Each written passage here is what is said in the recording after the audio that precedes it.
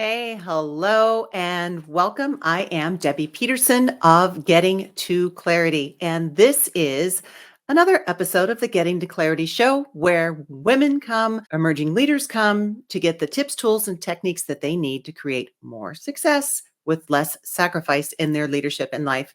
And today we are talking about what to do when you are feeling burned out at work.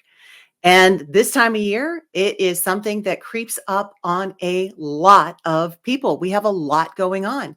So maybe you are feeling a little bit or maybe a lot burned out at work this time of year. Let me just tell you, you're not alone.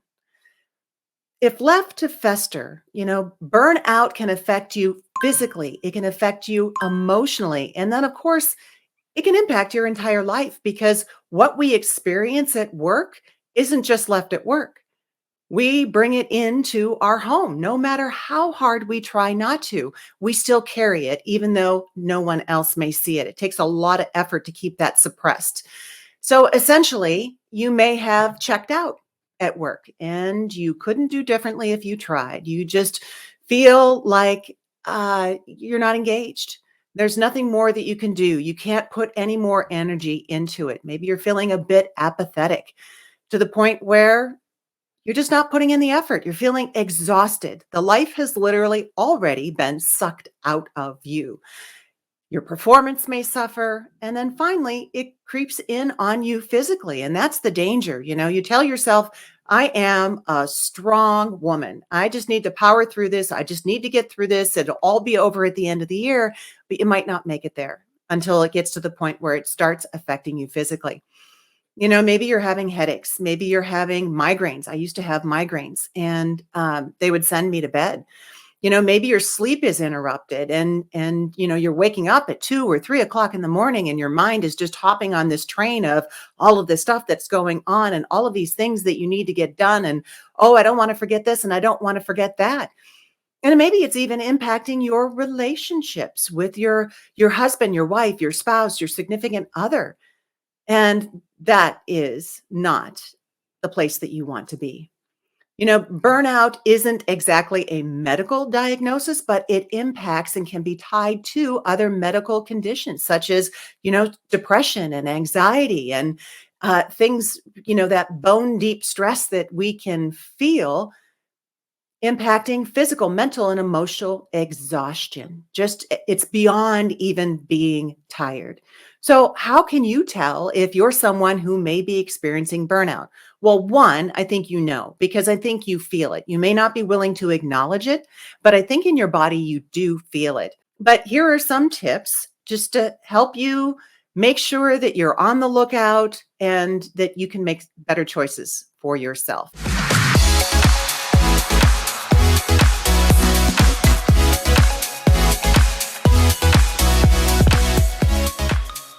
So my daughter-in-law always says to my little baby grandson, make good choices. And that's what I'm hoping for you as well. So signs of burnout. One is that you just cannot get excited about work anymore. It's like all the things that you used to enjoy, you just don't enjoy anymore. There's just no joy in the job. Okay. Number two, your performance at work is suffering. No matter what you're trying to put into your role, no matter what energy you're trying to, shore up with yourself, it's just, you don't got it. You can't bring it anymore. Number three is you can't seem to put 100% in. And because burnout affects you as a person, you have a personal life, you have a professional life. That means it could be impacting both. Number four, you feel exhausted. I mean, beyond tired, profound exhaustion that you just cannot seem to shake, no matter how many naps you try to take, no matter how early you try to get to sleep. Number five, you're starting to have physical symptoms and ailments. So again, headaches or stomach problems or digestive issues. And as high achieving professionals, whether you're in leadership or not, we're used to keeping all of the plates spinning, right? We can't let anything drop. And perhaps it's even pride on how much we can get done, how much we can keep in the air, how much we can keep spinning. We get a sense of accomplishment from that. But when we are testing the limits of what it is that we can reasonably handle each day at work as a matter of pride, then it can go off the rails really quickly. And then throw in the upcoming holidays, and it is just getting messy fast. But how does burnout happen? So there are two main ways that we think about burnout. One is physical exhaustion. We are pushing our bodies and the energy that we have to the brink, and it is creating some sort of physical exhaustion, that doing. The other that goes in with it hand in hand is that mental exhaustion comes with it. After we physically exhausted ourselves, it's just, we don't even have room to think. We couldn't if we tried. So usually it is the physical exhaustion that shows up first. So paying attention to that, if you feel that, symptoms such as headaches or stomach aches or fatigue, it may manifest physically as weight gain or weight loss, muscle pain, insomnia, digestive issues. If you're experiencing these, then it could very well be some sort of physical burnout, which will be leading to, if left unchecked, to the mental exhaustion. Because sometimes that mental exhaustion that we experience is a little harder to spot because it doesn't necessarily show up in your body. The things that are affecting you physically, you pay attention to. But if you're not able to focus, if you're not able to just really think about anything, if you just won't go there, don't have the space to go there, then you need to pay attention to that too. So how do you treat burnout? Well, there's a lot of ways that you can treat burnout, but first and foremost, I want to say it depends on how severe the problem is. There is no shame and there should be no judgment whatsoever if you feel that you need to seek help from a therapist or a psychiatrist. Absolutely, to help get you on the right path, especially if you feel that your burnout is very severe. Don't go this alone. But there are some other techniques, some other options that may be able to help you if you're not experiencing severe burnout, and that could be meditation or mindfulness. I'll tell you what, there are so many apps on our phones that can help us with meditation if you feel you don't know how to do it or don't know how to do it right. By the way, there isn't one way to do meditation, and it isn't about right or wrong. So going into a headspace or an insight timer or Calm. I love Insight Timer. I'm in it every single day. You can do meditations that are anywhere from 3 to 5 minutes all the way up to a half an hour or more. You can find every topic that you can think of to focus on. And all you have to do is follow along. So it's not like you have to figure it out. It's already figured out for you. So meditation can help. Mindfulness is something else that can help you. And mindfulness is as simple as just being fully present. You can do this in the morning when you make your cup of coffee or your cup of tea. I mean, literally just focusing your mind in on only one thing. Pulling out your coffee maker, opening up the can, the sound of the beans. If you grind your beans, I'm a bean grinder. The sound of the beans as you scoop them out of the can or the container. The sound of them grinding, the smell of the beans or the smell of the coffee as you put it into the coffee maker, the sound that the coffee maker makes, as the warmth that you feel when you pick up the cup. If you are present for all of those steps and not letting your mind wander, or if it does, pulling it back, that is mindfulness.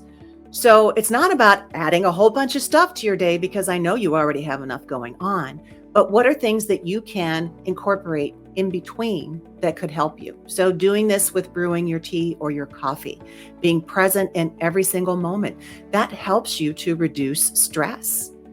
Practicing gratitude is something else that can help you. So one of the things that I've done lately is I bought myself a gratitude journal, and it's easy as in the morning, I just write 3 things that I am grateful for from the previous day. That's it. And it really helps to reorient my mind and focus on that feeling of positivity and gratitude, of what it is that is coming into my life that should be celebrated. And just spending a few moments writing it down makes a big difference. So that is another strategy that can help you with burnout. Also, taking some time to recharge, leaving work a little early because it's all going to be there when you go back. Spending some time, maybe having your spouse or your in-laws or your significant other or your mom or whomever that you have, take the kids for a little while. Take a drive, go someplace that you would like, look at the Christmas lights, whatever, but just taking some time for you to recharge, whatever way recharging feels best to you. At work and at home, are there ways that you can delegate to lighten your load?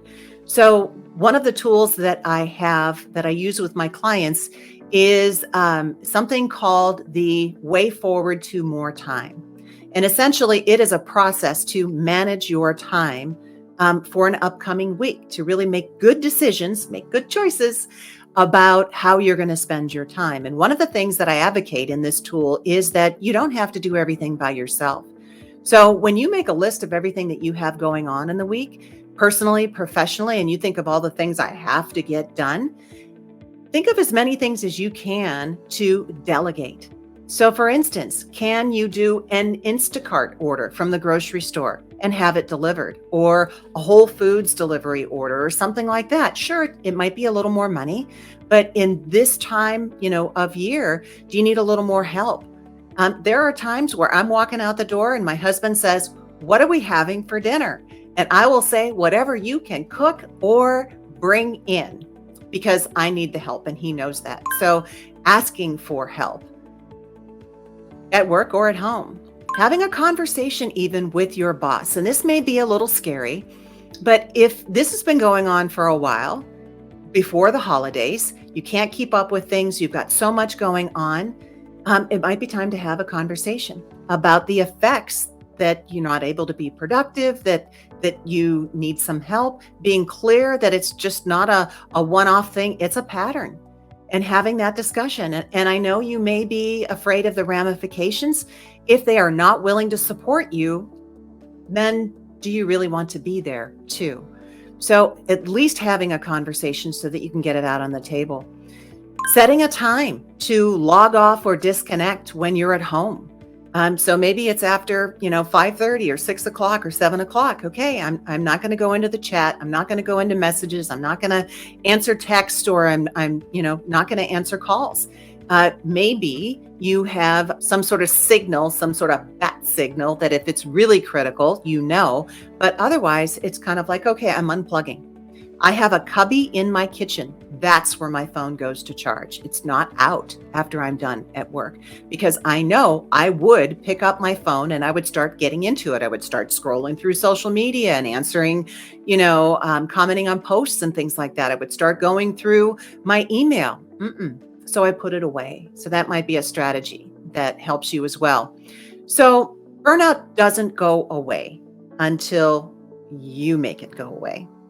You are the only one who can do something about this, because you're the one who's feeling it. And I know that this may add a little bit of pressure. Oh, great, it's up to me, but it's true. So we make choices when to say yes and when to say no. And we know what we can reasonably accomplish and what is beyond what we can handle, because we feel it. But until we understand that we teach others how they can treat us, that includes ourselves and treating ourselves, nothing changes. And I want that. I want more for you than that. So be good to yourself, especially now. And here is wishing you all the clarity that you deserve.